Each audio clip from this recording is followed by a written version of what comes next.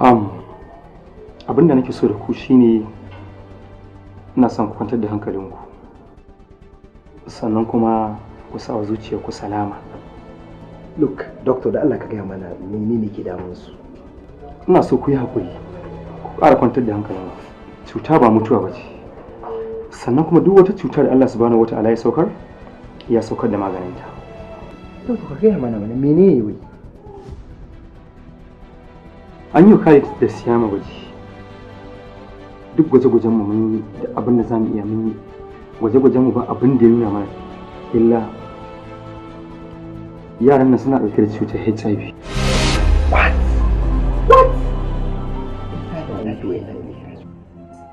Doctor, ƴaƴan namu? Amma abin da nake so da ku shine ku yi haƙuri. Wannan ba abin da za ku ɗaga hankalinku ba ne. Cuta ba mutuwa ba ce. Look, doctor, dan Allah kana cin hayyacinka kuwa. Wace irin magana kake faɗa? Me zai haɗa ƴaƴanmu da wannan cutar? Na san lokaci guda hankali ba zai iya ɗauka wannan abu ba. Amma wannan gwaji da muka yi babu kuskure ko tantama a ciki. Abin da muka gani shi ya sanar da ku. Doctor, dan Allah ka iya bakinka. Idan ka sake buɗe baki ka ce wannan cutar ce take damun ƴaƴana, wallahi ranka sai ya baci. Sai na abu da baka tunani. Mudan, ka yi maintain, kai control ɗin hankalinka. A matsayinka na babba mai hankali, bai kamata ka bar zuciyarka ta ingiza ka zo ka aikata abin da za ka zo kana da na sani ba. Kai mutum ne mai hankali, mai tunani. Wannan abu kaddara ce daga Allah. Kaga dan Allah ka cika mu da surutu, ka gaya mana menene ke damun ƴaƴanmu, amma ba wannan ba. Wannan aikin tamban zani. Doctor, sun ƴaƴana ba su da wannan cutar. Akwai kuskure a cikin gwajin ku. Siyama fa da Khalid ƙananan yara ne. Ta yaya za a samu wannan ciwon? Okay, to shikenan, ku tsaya. Ku dan tsaya.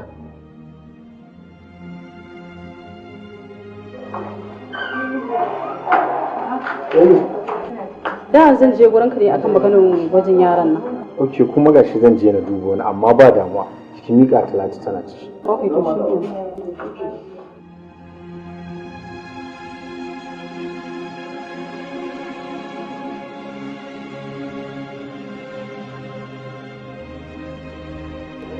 An Hafsa? Ya yi mudan. Lafiya na gan ku a asibiti?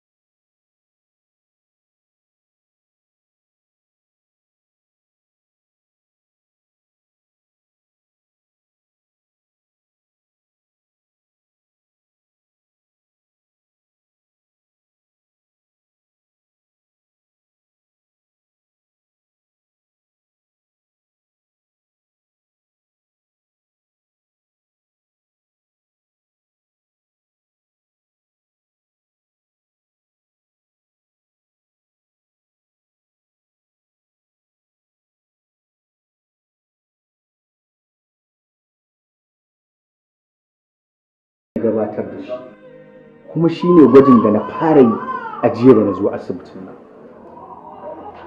Kaga ka yanke wannan dogon bayanin da kake kan ku gaya mana me gaskiyar magana. Sadiq, kai tsaye ka faɗa mana abin da muke buƙatar ji. Ku yi haƙuri, gaskiya ne ba kuskure a cikin wannan gwajin da muka yi. Ciwon da suke ɗauke da shi gaskiya ne suna da shi.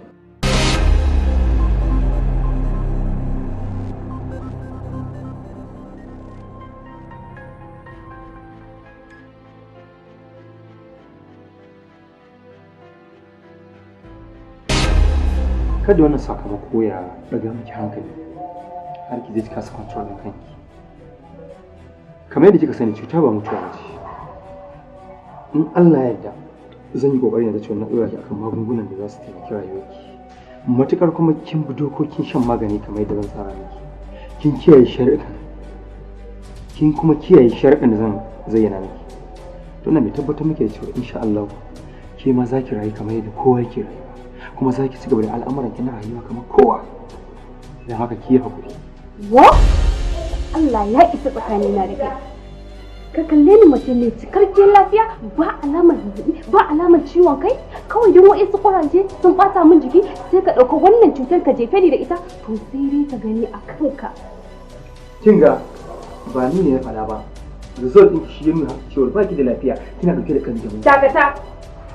Ai baka da bakin da zaka bani hakuri, baka da bakin da zaka lallashe ni. Allah ya isa tsakanina da kai. Kin ga ki dai ba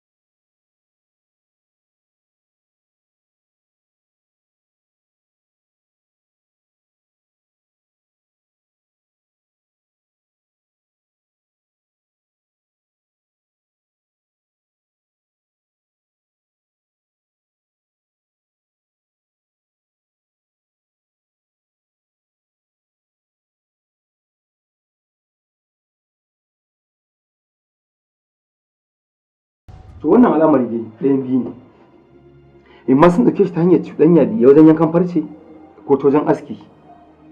Kaga ƴaƴana ba sa cuɗanya ta wannan hanyoyin da ka faɗa, saboda abubuwan da ka lissafa suna da nasu na kansa, har gida ake zuwa ma a zo a yi wa ɗana aski. To gaskiya ina ga in dai har haka ta kasance kana ba su kariya ta dukkanin abin da ya kamata na bangaren abin da na gaya, to gaskiya ina ga yaran nan da wannan cuta aka haife su. Kana nufin kenan mun ke ɗauke da cutar? A'a, ba zan iya tabbatarwa ba. Ha? Sai dai in har in an ji an gwada ku. Amma gaskiya wani abin da tashin hankali. Ya za a ce muna ɗauke da wannan cutar ba ta bayyana a jikin ba za ta bayyana a cikin yayin? Na yarda da abin da doktor ya faɗa min. Kin yadda? Na yarda. Wannan cutar daga gare ka take. Wannan wace irin magana kike? Na san komai. Kalma bayan kalma, harafi bayan harafi.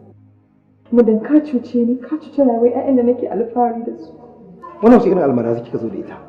Ko kuma dai shedan ne yake nema shiga zuciya ke saka miki wani abin da zai farraka mu? Babu ruwan shedan. In ma da akwai shedan, din to sai dai in kai. Aikin gidan shi ya haddasa kowai yayo karko. Sahan na ga chatin ɗin kai da zai. Na san cewa duk wani alkadari na ya riga da ya karye. Babu wani abu da zan iya yi maka. Yanzu gashi nan ka cuce ni. Ka jefa 'ya'yanmu a cikin masifa. Ni ma kaina ban tattama haka daga gare ni. Wannan cutar ina da dalilin cewa daga gare ka take. Wannan budurwar taka tana ɗauke da cutar da Khalid da Siyama suke ɗauke da ita, kuma ina da shaida.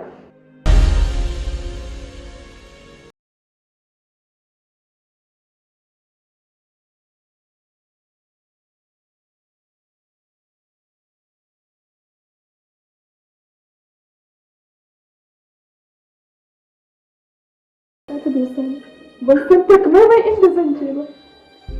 Dan Allah dan Allah kake la'akari da wannan chatin da kika gani ki mu hukunci da shi. Ita wannan zai da kike gani tun kafin aure ki take sona. Babu yadda ba ta yi ba in aure ta na aurenta.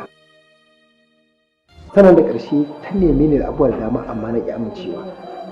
A halin da ake ciki kuma ta zo ofis ina ya fi a kirga, sannan kuma duk lokacin da ta zo abin da na gaya mata yau shi nake gaya mata na sake dawowa.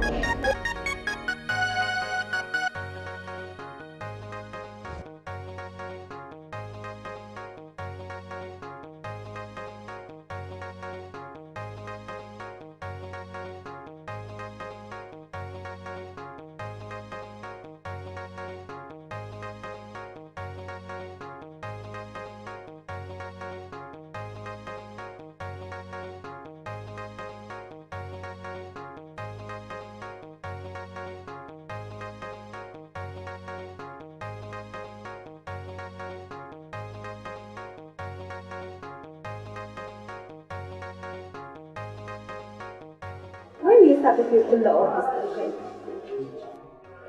Taimakon ki nake saboda ba na so mutuncin ke zubi a wajen sakatariya ta. Saboda irin kalmomin da zan gaya miki, ka ta tsaya tana kallon ki zama abun nuni da kuma kwatanci a gurin ta. A kan kamuda, na yarda duniya sai nuni da ni, in zama abun kwatance. Ina maka albishir da cewa har ƙarshen rayuwata zan zama mara zuciya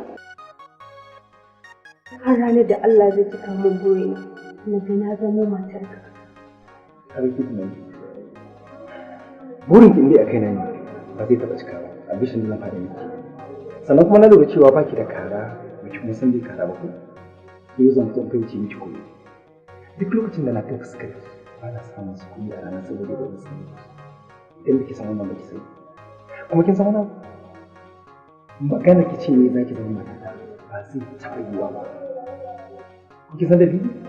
Dalili shi ne da a ce a duniyar nan akwai abin da zan iya ba da sunan shi a ce mun za a ɗauke shi a duniyar nan sunan ki zama ɗaya. Da zai zama ɗaya. Duk dai ban gane abin da kake nufi ba. Ko da yaushe in na zo, in na kalle ka, ina samun farin ciki, walwala, annashuwa, dare da rana. Ina son ka. Za ki daɗe kina wahala kenan saboda iya abin da na gaya miki shi ne abin da na san yake cikin zuciyata dangane da ki. Ba na so ki ba, ba zan so ki ba. Har abada. Ban yi tunanin tsanar da kamanta kai haka ba. Kuma hakan ba zai sa san da nake maka yi fita a cikin zuciyata ba. Ina son ka. Get out. Yes, get out. Ina son ka. Get out of my office, Miki. Laifin waye uwar gida ko kuma gida, to shi ke rayuwar 'ya'yan gida.